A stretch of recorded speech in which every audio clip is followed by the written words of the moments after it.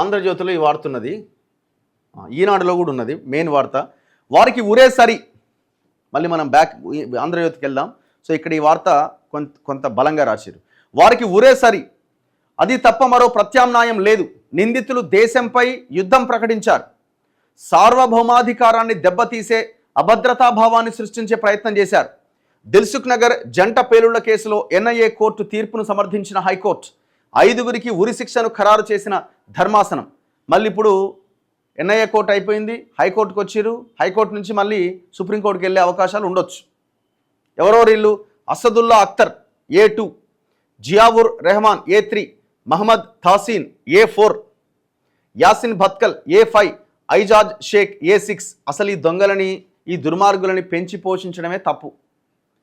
ఎవడెవన్నో encounter చేస్తారు. ఈ కొడుకులను కదా ఎన్కౌంటర్ చేయాల్సింది. లోకం చూడకుండానే అమ్మ కడుపులోనే ఊపిరి వదిలిన పసిగుడ్డుతో పాటు 18 మంది మరణించడం సహా 131 మంది తీవ్ర గాయాల పాలయ్యేందుకు కారణమైన హైదరాబాద్ దిల్సుఖ్ నగర్ జంట పేలుళ్లకు పాల్పడ్డ ఇండియన్ ముజాహిద్దీన్ ఉగ్రవాదులకు ఉరిశిక్ష తప్ప మరో ప్రత్యామ్నాయం లేదని హైకోర్టు తేల్చి చెప్పింది. శాంతి భద్రతలకు భంగం కలిగించడమే లక్ష్యంగా చేపట్టిన వ్యవస్థీకృత నేరంలో నిందితులు భాగస్వాములు. పునరావాసం, పరివర్తన తీసుకొచ్చే నేరాలకు ఇది అతీతం.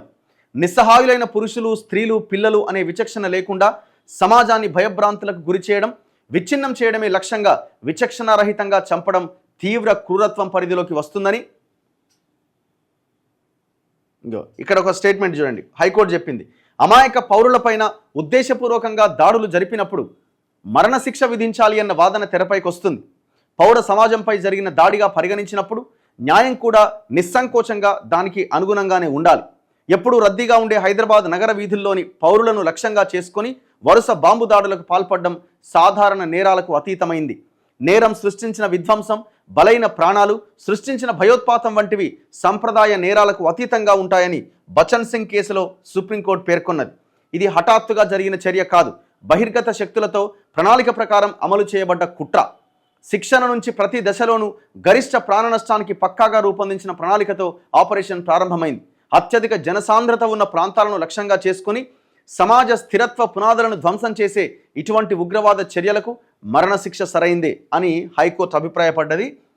తక్షణమే వీళ్ళకి ఆ మరణశిక్షని అమలు చేయాల్సిన అవసరం ఉన్నది. ఇగో ఆనాడు ఇది ఇక్కడ ఆనంద్ టిఫిన్సా ఏదో ఉంటుంది కదా, ఇక్కడ ఒక బ్లాస్ట్ అయింది. దీని పక్కన 107 బస్ స్టాండ్ అనుకుంటా, అక్కడ ఒక బ్లాస్ట్ జరిగింది. భయంకరమైన విధ్వంసం, 18 మంది ఇందులో ప్రాణాలు కోల్పోయారు. ఇగో పేలుడు ధాటికి ధ్వంసమైన వాహనాలు ఆ రోజున ఎంత భయంకరం చూడండి. ఈ కొడుకులంతా పాకిస్తాన్లో శిక్షణ పొంది దేశంలోకి ఎంటర్ అయ్యారు. ఇగో కోర్టు మళ్ళీ ఏమంటుంది, వీడు పరారీలోనే ఉన్నాడు, రియాజ్ భత్కల్ అనేటోడు, మహమ్మద్ రియాజ్ భత్కల్. యావజ్జీవం ఒక నియమం, మరణశిక్ష ఒక మినహాయింపు అనే సిద్ధాంతం ప్రత్యామ్నాయం లేనప్పుడు మాత్రమే వర్తిస్తుంది. మరణశిక్ష అనేది ప్రతీకార న్యాయమని, ఆ సూత్రాన్ని అమలు చేయడం ద్వారా హింసను హింసతో అంతం చేయాలనే సందేశాన్ని సమాజానికి చెప్పడమే అవుతుంది. అది మరింత హింసకు దారితీస్తుంది అనే వాదన కూడా ఉన్నది. అయితే బచన్ సింగ్ కేసులో మరణశిక్షకు ఒక కొలమానాన్ని సుప్రీంకోర్టు నిర్దేశించింది. అమీర్ కసబ్ వర్సెస్ మహారాష్ట్ర కేసులో దేశానికి వ్యతిరేకంగా యుద్ధం అనేది ఏ ఇతర కేసులతో పోలిక లేనిదని హైకోర్టు, సుప్రీంకోర్టు తేల్చి చెప్పాయి. అందువల్ల ప్రస్తుత కేసు దేశానికి వ్యతిరేకంగా జరిగిన కుట్ర కోణంలో అరుదైన కేసు పరిధిలోకి వస్తుందన్న ఎన్ఐఏ కోర్టు నిర్ణయాన్ని సమర్థిస్తున్నామని నిన్న హైకోర్టు ధర్మాసనం చాలా స్పష్టంగా చెప్పింది. వీళ్ళంతా ఇండియన్ ముజాహిద్దీన్ సంస్థకు చెందిన వీళ్ళు.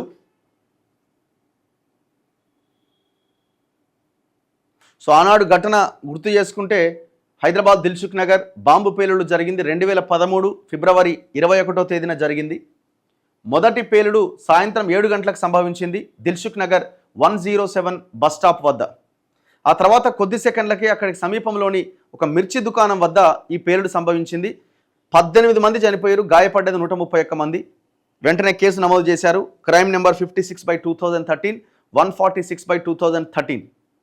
కేసును ఎన్ఐఏకు బదలాయించిన తర్వాత 2014 మార్చి 14న మొదటి అభియోగ పత్రం దాఖలైంది. 2014 సెప్టెంబర్ 15, 2015 జూన్ 6వ తేదీన మరో 2 అనుబంధ అభియోగ పత్రాలు దాఖలు చేశారు పోలీసులు. దాదాపు 524 మంది సాక్షులను ఇందులో చేర్చారు. విచారణ అనంతరం 157 మందిని న్యాయస్థానం ముందు హాజరుపరచగలిగారు పోలీసులు. కీలక ఆధారాలుగా 507 పత్రాలు, సాక్ష్యంగా మెటీరియల్స్ వస్తువులను కూడా పరిగణలోకి తీసుకున్నారు. నేరం రుజువైనట్లు 2016 అక్టోబర్ 13వ తేదీన ఎన్ఐఏ కోర్టు తీర్పిచ్చింది.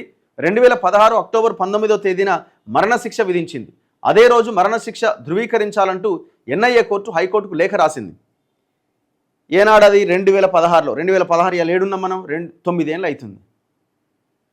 వాడు నేరం చేసిండు, దొరికిండు, అంతా అయిపోయిన తర్వాత కూడా మన మన మన దగ్గర ఎట్లుంటుంది చూడండి. హైకోర్టు 2025 ఏప్రిల్ 8వ తేదీన మరణశిక్ష ఖరారు చేసింది. అంటే నిన్న ఎన్ఐఏ తరపున న్యాయవాది పి విష్ణువర్ధన్ రెడ్డి తన వాదన వినిపించారు. సో ఇది టోటల్ ప్రాసెస్. హైకోర్టు తీర్పును స్వాగతిస్తున్నాం కిషన్ రెడ్డి.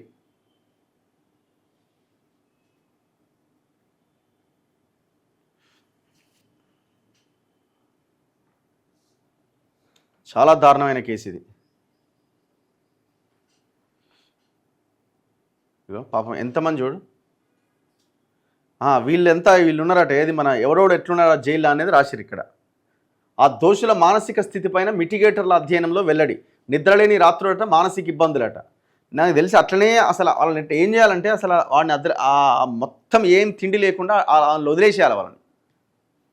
అట్లాంటి నరకం అనుభవిస్తూ పోతే తెలుస్తుంది. ఏముంది ఆ ఉరేస్తే ఒకటేసారికి కథమైపోయాయి. అసద్ కాంతిని చూడలేక, శబ్దం వినలేక అరెస్ట్ అయిన తర్వాత నుంచి అసదుల్లా అఖ్తర్ 11 ఏళ్ల పాటు జైల్లో నిద్రలేని రాత్రులు ఎన్నో గడిపిండట. 2017, 19లో 2 సార్లు తలకు దెబ్బలు తగిలినట. తలనొప్పి కారణంగా కాంతిని చూడలేక, శబ్దం వినలేక ఇబ్బంది పడ్డాడట. ఆ ఇబ్బందుల గురించి తన తల్లికి తెలియనివ్వద్దని ప్రయత్నించిందట. కేసు గురించి వదిలేయాలని, నా కుటుంబానికి చెప్పాలని ఉంది. ఏదైతే అది జరుగుతుంది. నేను ఎక్కువ కాలం బతుకుతాను అని ఆశించడం లేదు. అందుకే నన్ను ఉరి తీయండి అని చెప్పిండట. జ్ఞాపక శక్తి కోల్పోయిన జియావుర్ రెహమాన్. 26 ఏళ్ల వయసులోనే జియావుర్ రెహమాన్కు మరణశిక్ష విధిస్తూ తీర్పు వచ్చింది. జైల్లో ఉన్న సమయంలో చాలాసార్లు ఎండలో ఎక్కువసేపు ఉండలేకపోయాడు. జ్ఞాపక శక్తి కోల్పోయాడు. నిద్రలేమితో పాటు భ్రాంతులకు గురయ్యాడు. కొంతకాలంగా దృష్టిలోపం, మోకాళ్ళ నొప్పులతో పాటు ఎలర్జీతో బాధపడుతున్నాడు. నేను మర్చిపోవాలి అనుకున్న చేదు జ్ఞాపకాలను మీరు మళ్ళీ గుర్తు చేస్తున్నారు అని ఇంటర్వ్యూ సందర్భంగా చెప్పిండట.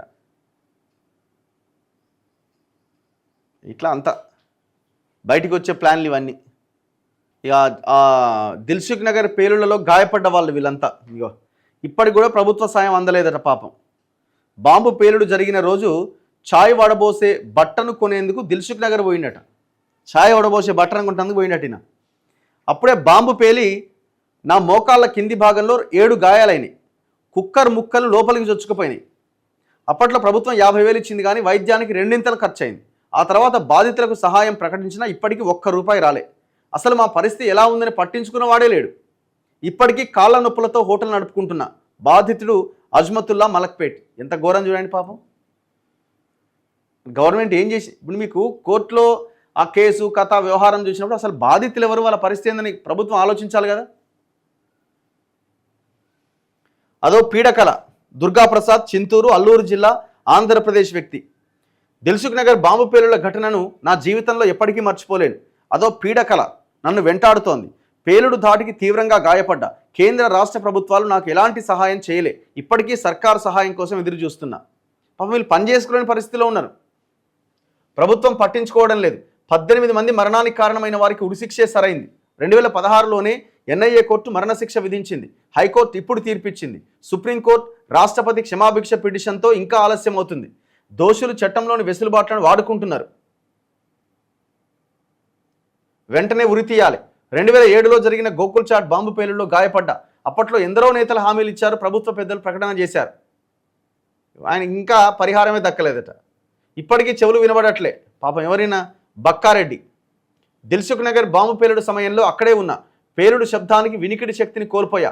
వారం రోజుల ఆసుపత్రిలో చికిత్స చేశారు. ఆ తర్వాత పరిస్థితి కొంత మెరుగైనా ఇప్పటికీ చెవులు సరిగ్గా వినబడట్లేదు.